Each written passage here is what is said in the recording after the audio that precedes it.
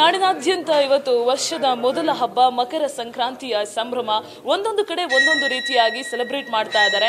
ಬೆಂಗಳೂರಿನಲ್ಲಿ ಬಹುತೇಕ ಜನರಿಗೆ ಮಕರ ಸಂಕ್ರಾಂತಿ ಅಂದ ತಕ್ಷಣ ನೆನಪಾಗೋದು ಗವಿಗಂಗಾಧರೇಶ್ವರನ ಸನ್ನಿಧಿ. ಈ ಸನ್ನಿಧಿಯಲ್ಲಿ ಈ ದೇವಾಲಯದಲ್ಲಿ ಯಾವ ರೀತಿಯಾಗಿ ಪೂಜೆ ಇರುತ್ತೆ, ಏನೇನು ವಿಶೇಷತೆ ಇದೆ ಅದನ್ನ ನಮಗೆ ಎಕ್ಸ್ಪ್ಲೇನ್ ಮಾಡ್ತಾ ಹೋಗುವಂತಹ ಪ್ರಯತ್ನ ಮಾಡ್ತೀನಿ. ನಮ್ಮ ಕ್ಯಾಮರಾಮನ್ ಶ್ಯಾಮ್ ಸುಂದರ್ ಅವರು ನಿಮಗೆ ದೃಶ್ಯದಲ್ಲಿ ಎಕ್ಸ್ಪ್ಲೇನ್ ಮಾಡುವಂತಹ ಪ್ರಯತ್ನವನ್ನ ಮಾಡ್ತಾರೆ.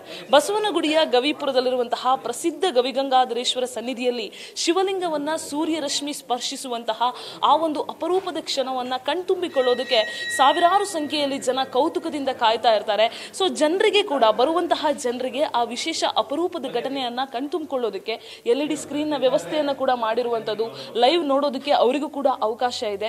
ಸಂಜೆ ಸುಮಾರು 5:14 ಶಿವಲಿಂಗಕ್ಕೆ ಸೂರ್ಯ ನಮಸ್ಕರಿಸಲಿದ್ದಾನೆ. 5:17 ಕೂಡ ಸೂರ್ಯನ ರಶ್ಮಿ ಶಿವಲಿಂಗದ ಮೇಲೆ ಇರಲಿದೆ. ಈ ದಿನ ಸೂರ್ಯದೇವ ದಕ್ಷಿಣಾಯದಿಂದ ಉತ್ತರಾಯಣಕ್ಕೆ ಪಥವನ್ನು ಬದಲಿಸ್ತಾನೆ. ಆ ಒಂದು ಪರ್ವಕಾಲವನ್ನ ಕಣ್ತುಂಬಿಕೊಳ್ಳೋದಕ್ಕೆ ಎಲ್ಲರಿಗೂ ಕೂಡ ಅವಕಾಶ ಇರುತ್ತೆ. ಸೊ ವಿಶೇಷವಾದ ವ್ಯವಸ್ಥೆಯನ್ನು ಕೂಡ ದೇವಾಲಯದ ಆವರಣದಲ್ಲಿ ಮಾಡಿರುವಂತದ್ದು. ಸೊ ನೀವೀಗ ದೇವಸ್ಥಾನದಲ್ಲೂ ಕೂಡ ಗಮನಿಸ್ತಾ ಇದ್ದೀರಾ, ಸಾಕಷ್ಟು ಸಂಖ್ಯೆಯಲ್ಲಿ ಭಕ್ತಾದಿಗಳು ಕೂಡ ದೇವಾಲಯದಲ್ಲಿ ನೆರೆಯಿರುವಂತದ್ದು. ದೇವರಿಗೂ ಕೂಡ ವಿಶೇಷವಾದಂತಹ ಪೂಜೆಯನ್ನ ಮಾಡಲಾಗ್ತಾ ಇದೆ. ಬೆಳಗ್ಗೆಯಿಂದಲೂ ಕೂಡ ಬೆಳಗ್ಗೆ ನಸುಕಿನ ಜಾವ 5:30 ಗವಿಗಂಗಾಧರೇಶ್ವರನಿಗೆ ವಿಶೇಷ ಪೂಜೆ ನೆರವೇರಿದೆ. ಸೊ ಅದಾದ್ಮೇಲೆ ಸಹಸ್ರಾರು ಸಂಖ್ಯೆಯಲ್ಲಿ ದೇವರನ್ನ ನೋಡೋದಕ್ಕೆ ಭಕ್ತರು ಆಗಮಿಸ್ತಾ ಇದ್ದಾರೆ. ಈ ಹಿನ್ನೆಲೆಯಲ್ಲಿ ಇವತ್ತು ಮಧ್ಯಾಹ್ನ 12:30 ತನಕ ಮಾತ್ರ ದೇವಾಲಯ ಓಪನ್ ಇರುತ್ತೆ. ಅದಾದ ಮೇಲೆ ದೇವಾಲಯದ ಬಾಗಿಲನ್ನ ಮುಚ್ಚಲಾಗುತ್ತೆ. ಅದಾದ ಮೇಲೆ ಸಂಜೆ ಮತ್ತೆ ದೇವಸ್ಥಾನ ಓಪನ್ ಆಗುತ್ತೆ. ಈ ವೇಳೆ ಸರಳವಾಗಿ ವಿಶೇಷವಾದಂತಹ ಒಂದು ಪೂಜೆ ನಡೆಯುತ್ತೆ. ಸೂರ್ಯರಶ್ಮಿ ಸ್ಪರ್ಶಿಸುವಂತಹ ಸಮಯದಲ್ಲಿ ಅಭಿಷೇಕ ಪ್ರಿಯನಿಗೆ ರುದ್ರಾಭಿಷೇಕವನ್ನ ಮಾಡಲಾಗುತ್ತೆ. ಸಂಜೆ 6 ಗಂಟೆವರೆಗೆ ಭಕ್ತರಿಗೆ ದರ್ಶನಕ್ಕೆ ಕೂಡ ಅವಕಾಶ ಇರುತ್ತೆ. ಸೂರ್ಯರಶ್ಮಿ ಸ್ಪರ್ಶಿಸುವಂತಹ ದೃಶ್ಯವನ್ನ ವೀಕ್ಷಿಸೋದಕ್ಕೆ LED ಪರದೆಗಳನ್ನು ಕೂಡ ಹಾಕಲಾಗಿದೆ. ಸೊ ಗವಿಗಂಗಾಧರೇಶ್ವರನ ಸನ್ನಿಧಿಯಲ್ಲಿ ಬೆಂಗಳೂರಿನ ಬಹುತೇಕ ಜನ ಬಂದು ಸೇರ್ತಾರೆ. ಆ ಒಂದು ಕ್ಷಣವನ್ನ ಸೂರ್ಯನ ರಶ್ಮಿ ಬೀಳುವಂತಹ ಶಿವಲಿಂಗದ ಮೇಲೆ ನಮಸ್ಕರಿಸುವಂತಹ ಆ ಒಂದು ಕ್ಷಣವನ್ನ ಕಣ್ತುಂಬಿಕೊಳ್ಳೋದಕ್ಕೆ ಸಾಕಷ್ಟು ಜನ ಕೌತುಕದಿಂದ ಕಾಯ್ತಾ ಇರ್ತಾರೆ.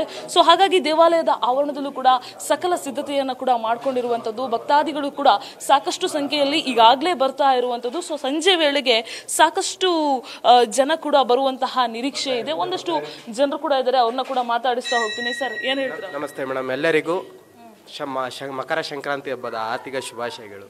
ಈ ಬೆಂಗಳೂರಿಗೆ ಈ ಗವಿಗಂಗಾಧರೇಶ್ವರ ಸ್ವಾಮಿ ದೇವಸ್ಥಾನ ಬಂದು ಮೊದಲು ಕಟ್ಟಿಸಿದ ದೇವಸ್ಥಾನ ಅಂತ ಹೇಳ್ಬೋದು. ಈ ಮಕರ ಸಂಕ್ರಾಂತಿ ಹಬ್ಬ ಬಂದರೆ ಎಲ್ಲ ಜನಗಳು ಆ ಗವಿಗಂಗಾಧರೇಶ್ವರನ್ನ ನಂಬಿ ಪೂಜೆ ಮಾಡಿಸೋದಕ್ಕೆ ಬರ್ತಾರೆ.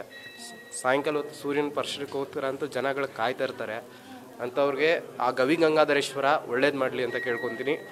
ಈ ನಮ್ಮ ಎಲ್ಲರಿಗೂ ಅಂದರೆ ನಮ್ಮ ಈ ಕರ್ನಾಟಕದವ್ರಿಗೆ ಈ ನಡುವೆ ಕೆಲವೊಂದು ವೈರಸ್ಗಳು ಸಂಖ್ಯೆಗಳಿಂದ ತುಂಬ ಜನ ಹುಷಾರು ತಪ್ತಾ ಇದ್ದಾರೆ. ಅಂದರೆ ಪರಿಸರ ಚೆನ್ನಾಗಿಟ್ಟಿರಲಿ ಅಂತ ಭಗವಂತಲ್ಲಿ ಕೇಳ್ಕೊತೀನಿ. Thank you. ಸೊ ಇದಿಷ್ಟು ಇರುವಂತಹ ಭಕ್ತಾದಿಗಳು ಕೂಡ ಹೇಳ್ತಾ ಇರುವಂತಹ ಮಾತು. ಸೊ ಗವಿಗಂಗಾಧರೇಶ್ವರನ ಸನ್ನಿಧಿಯಲ್ಲಿ ಆ ಸೂರ್ಯರಶ್ಮಿ ಸ್ಪರ್ಶಿಸುವಂತಹ ಕ್ಷಣವನ್ನ ಕಣ್ತುಂಬಿಕೊಳ್ಳೋದಕ್ಕೆ ಕೌತುಕದಿ ಜನ ಕೂಡ ಕಾಯ್ತಾ ಇರುವಂತದ್ದು ಸತ್ಯ. ಕ್ಯಾಮರಾಮನ್ ಶ್ಯಾಮ್ ಸುಂದರ್ ಜೊತೆ Pragati Shetty, news first Bengaluru. News first ನಿರ್ಭೀತಿಯಿಂದ ನಿಮ್ಮ ಪರವಾಗಿ.